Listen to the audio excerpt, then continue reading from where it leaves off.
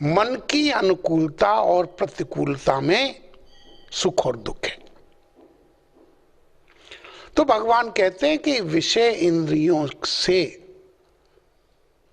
और इंद्रियों के संयोग से प्राप्त सुख दुख आने जाने वाले हैं। क्या है? थोड़ा जोर से बोलिए, क्योंकि जो आया था वो हमेशा रहता है ना, ये पक्का है। इसको बड़े ढंग से सुनिए आप, बिल्कुल इसका चिंतन कीजिए आप कि जो मुझको सुख आया था क्या वो टिका? क्या जो दुख आया था वो टिका? भगवान कृष्ण यही बात कह रहे हैं कि देख अर्जुन, ये विषय इंद्रियों के संयोग से जो भी सुख दुख आते हैं ये आने जाने वाले हैं, transitory. They will come and they will go. इनको तू तितिक्षताम तितिक्ष भारत, मतलब इनको तू सहन कर। अब सर्दी आई है, रो। गर्मी होगी, रो। चली जाएगी रोने से। जीवन में कुछ भी रोने से जाने वाला नहीं है। रो लो, ये आपकी मौज है। सुखी हो लो, दुखी हो लो। आपके अनुकूल है सुखी हो लो, आपके प्रतिकूल है दुखी हो लो, लेकिन क्या टिकेगा? इसी को विचार करना है। भगवान समझ दे रहे हैं हमको। ये कोई आरती उतारने घंटे वाली बात नहीं है, ये रटने वाली बात नहीं है, समझने वाली बात है। वो बोलते हैं कि इसलिए तू इसको सहन कर। एक वेदांत में एक तितिक्षा की परिभाषा है, सहनम सर्व दुखानाम, बिना किसी प्रतिकार के, अप्रतिकार पूर्वकम, बिना उसका रिएक्शन किए। There should be no reaction. Things will come, they will be comfortable to you, they will be uncomfortable to you also, but they will not remain all the time. They are transitory. They have come for certain time, for certain period, and they will go. मौसम आते हैं, सब कुछ। आज संसार में कुछ चीज टिकी नहीं है, कोई चीज नहीं टिकी।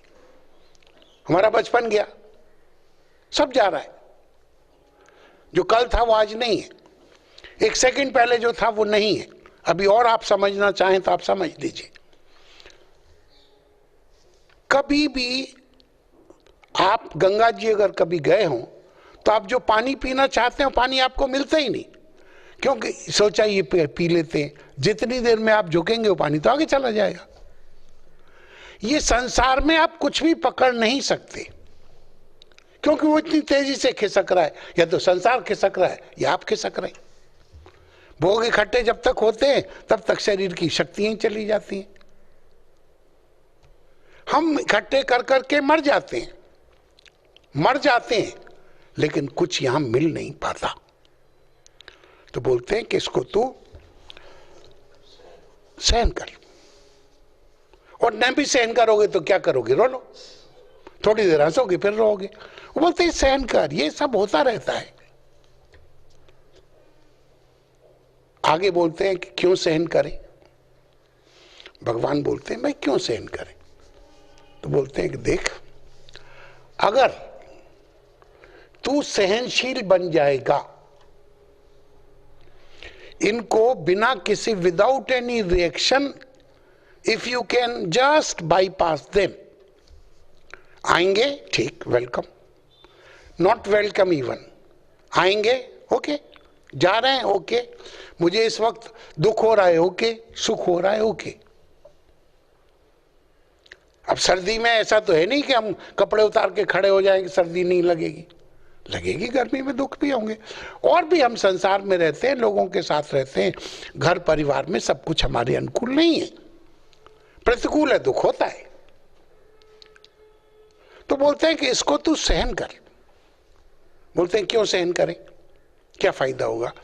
बोला जब तू इन सुख दुखों को सहन करने योग्य बन जाएगा तो तू अमृतत्व को प्राप्त कर लेगा। किसको प्राप्त कर लेगा? माने फिर तू मरेगा नहीं। और एक बात आप ख्याल करना, आप अमृत हैं, ये मैंने आपको पहले ही दिन कहा था। आप मरने वाले नहीं हैं, कोई आपको मार ही नहीं सकता है, ये सिर्फ भ्रम है। हम नहीं जानते। वेदांत कहता है अज्ञान, कामना, कर्म, ये संसार का चक्र है। अविद्या, अविद्या मीन्स डजंट मीन, मैंने पहले भी आपको बोला कि अविद्या का मतलब ये नहीं है कि आप नहीं जानते। आप बहुत अच्छे बैरिस्टर, लॉयर और भी बहुत अच्छे अक्लमंद व्यक्ति हो सकते हैं, लेकिन अपने बारे में आप नहीं जानते, अपने स्वरूप के बारे में नहीं जानते। तो चूंकि आप जानते नहीं हैं, इसलिए आप उसको लेने के लिए दौड़ते हैं, कामना करते हैं। कामना ही मन में चाह पैदा हुई तो उसके लिए आप कर्म शुरू हो जाते हैं, काम करना। ये नियम है। अविद्या, कामना, कर्म। कर्म से फिर आपका भाग्य प्रारब्ध इकट्ठा होता है, कर्म फल इकट्ठा होता है। कर्म फिर आपको जन्म लेने के लिए बाध्य करता है। फिर जन्म लेते हैं, फिर वही भोगते हैं, सुख दुख उठाते हैं, शरीर का समय जितना है पूरा हो जाता है, फिर वो प्रारब्ध इकट्ठा होता है और फिर आपका जन्म बना हुआ है। ये आप किए जा रहे हैं, अनजाने में ही किए जा रहे हैं। तो बोलते हैं कि जब तू ये समझ लेगा कि सुख दुख आते हैं और आने जाने वाले हैं, तो तू व्यथित नहीं होगा, तब तू दुखी सुखी नहीं होगा। और जब तू दुखी सुखी नहीं होगा तो फिर तू शांत हो जाएगा, किसी चीज के पीछे दौड़ेगा नहीं और किसी चीज से भागेगा नहीं। अर्थात तेरे राग द्वेष समाप्त हो जाएंगे और ये समाप्त होने के बाद तू क्या होगा? अमृतत्व को प्राप्त हो जाएगा। आपको याद होगा, पुनः याद दिला दूं कि हमारी जर्नी है, यात्रा है। वेद कहता है हमारी माने जिसको भी मनुष्य जीवन मिला है और परमात्मा ने कृपा करके सत्संग दिया है, बोलते हैं अस्तोमा सद्गमय, तमसोमा ज्योतिर्गमय, मृत्युर्मा अमृतम गमय। उस अमृत की बात भगवान यहां कर रहे हैं। तो बोलते हैं कि देखो, जो सत्य है, ठीक है, उसका कभी अभाव नहीं है। सत्य माने जो सदैव है। आपसे अभी आज हमने कहा ना कि सच्चिदानंद रूपा है परमात्मा को, पार ब्रह्म परमेश्वर का उसका कोई नाम नहीं है। उसकी व्याख्या के लिए, बोलने चालने के लिए, व्यवहार के लिए 3 नाम दिए रखे हैं, सत्य, चित, आनंद। परमात्मा सब चीज सत्य माने वही आधार है, सब कुछ चक्र उसी के ऊपर चलता है। सृष्टि का चक्र किसके ऊपर चलता है? उसका आधार है, उसके ऊपर कोई चेंज नहीं आता। समझने के लिए आप चाहे समझ लीजिए, फिल्म की स्क्रीन होती है, सिनेमा की स्क्रीन के ऊपर दुनिया भर की रील चलती है, छाया के खेल चलते हैं, लेकिन उसमें अपने आप में कोई चेंज नहीं है। स्क्रीन आधार है, उसमें कोई चेंज नहीं है।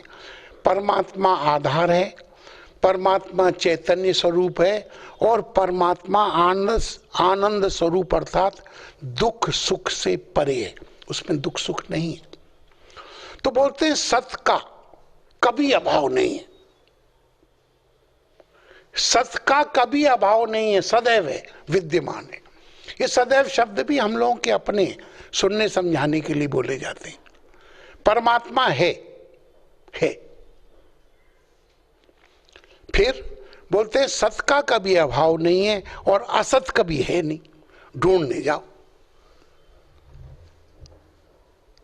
भगवान कहते हैं सत्य का अभाव नहीं है, असत कभी है नहीं।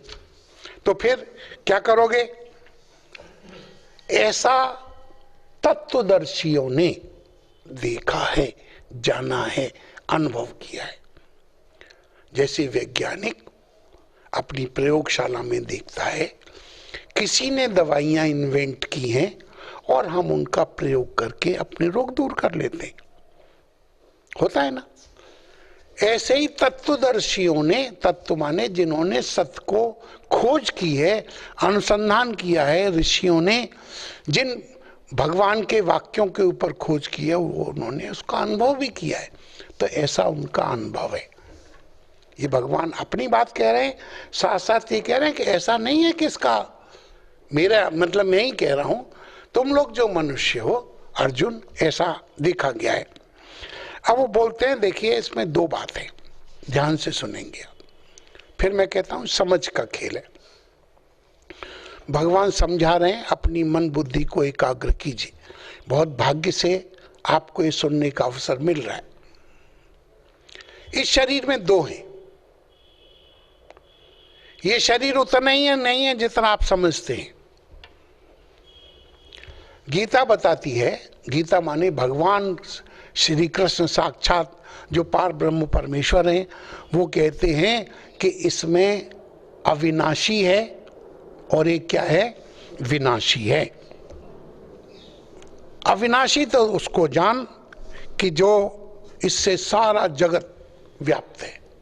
ईशावास्यमिदं सर्वम यत् किंचित जगत्याम जगत। हमारे अंदर हम तो थोड़े से व्याप्त है ना। मैं अगर अपने शरीर में व्याप्त हूं तो आपके शरीर में व्याप्त नहीं हूं, इस खंबे में व्याप्त नहीं हूं, इस रोशनी में, माइक में व्याप्त नहीं हूं। परमात्मा कौन है, अविनाशी कौन है, जो सब में व्याप्त है, सब में। अविनाशी, अविनाशी, विनाशी नहीं है जो, उसको अविनाशी कहते हैं। तो अविनाशी, ये सारा जगत किससे बना है, अविनाशी। बना नहीं है, अविनाशी ही है। जगत का भी कभी समापन नहीं होता। जीव, जगत, जगदीश।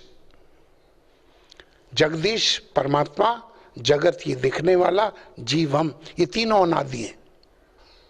ये कब प्रारंभ हुए थे, ये बात ही करना बहुत बचपने की बात है, बहुत बाल बुद्धि की बात है। ये तीनों अनादि हैं। इसमें जगदीश ही जीव और जगत है, ये समझना है। हमारी दृष्टि में तीन है, लेकिन असल में क्या है, ये एक ही है। तो अविनाशी तो तू उसको जान जिससे सारा जगत व्याप्त है। और एक बात कह रहे हैं कि अर्जुन, इस अविनाशी का नाश करने में कोई भी शक्य नहीं है, कोई भी नहीं कर सकता। अविनाशी का नाश नहीं हो सकता। इस शरीर में दो हैं, जगत में भी दो ही हैं, ठीक है, जीव, जगत, जगदीश। कौन कौन है, एक इसमें अविनाशी है, that is universal pervading force. पूरे संसार में, जगत में, ब्रह्मांड में वही समाया हुआ है। और फिर आपसे एक बात पुनः याद दिला दूं कि जगत और जगदीश दो नहीं है। कोई अलग भगवान है, ब्रह्मांड अलग है, ऐसा नहीं है। ब्रह्मांड वही है। तो इस शरीर में दो हैं, एक है विनाशी, ठीक है, और एक है अविनाशी। अविनाशी का कोई भी विनाश करने में शक्य नहीं है। हम कभी नहीं मरते, ये समझना पड़ेगा। हम कभी नहीं मरते। और मरते, सभी बोल रहे, अरे मरते नहीं, कैसे नहीं मरते? और तो और हम तो दिन में मेरा ख्याल 1000 बार मरते होंगे। अरे मर गए, ये नुकसान हो गया, ये हो गया, फलाना हो गया, उसने मेरी बात नहीं मानी, उसने मेरी इज्जत नहीं की, हमने जिंदगी लगा दी और ये नहीं हुआ, वो नहीं हुआ। All the time you are complaining. Complaining माने मर रहे, इसके अलावा और क्या है? तो वो जो कहते हैं कि इसमें दो हैं, अभी वो आएगा, शरीर और शरीर ही। उदाहरण दे दूं मैं आपको, समझने में आसानी होगी।